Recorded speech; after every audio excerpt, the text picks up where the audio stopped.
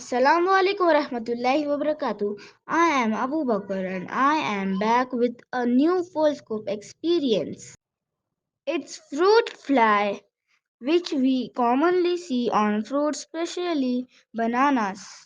I can see various parts: its body, wings, legs, and head. I have observed that as soon as I caught on my stickers, the fly is trying to move.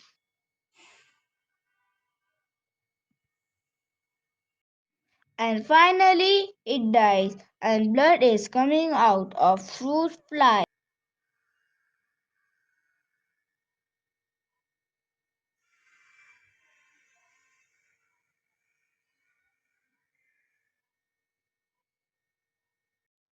As like other insects, the fruit fly also lay egg, which forms larva, then pupa, finally an adult fly. Also remember, eat fresh fruits, not rotten, and cover it, or else the fruit fly will cause many diseases. Jazakallahul khair.